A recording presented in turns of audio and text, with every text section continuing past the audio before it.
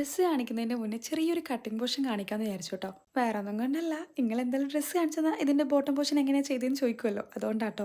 ഇതുപോലെ സ്ക്വയർ ആയിട്ടുള്ളൊരു പീസ് എടുത്തിട്ട് ഇതേ കോണായിട്ട് ഇങ്ങനെ മടക്കുക.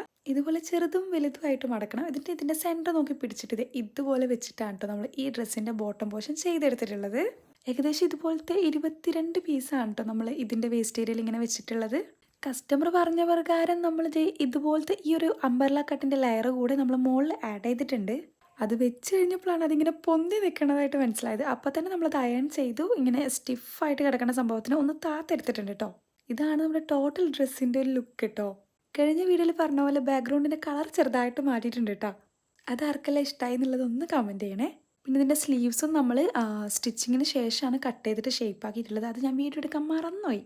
പിന്നെ ഈ ബോഡിയിൽ നമ്മൾ ഫുള്ളായിട്ട് ഹാൻഡ് വർക്കാണ് കേട്ടോ ചെയ്തിട്ടുള്ളത്. ബാക്ക് സൈഡ് പ്ലെയിൻ ആയിട്ടാണ് കൊടുത്തേക്കുന്നത്. അപ്പോൾ എങ്ങനെ ഡ്രസ്സ് നിങ്ങൾക്ക് ഇഷ്ടമായോ?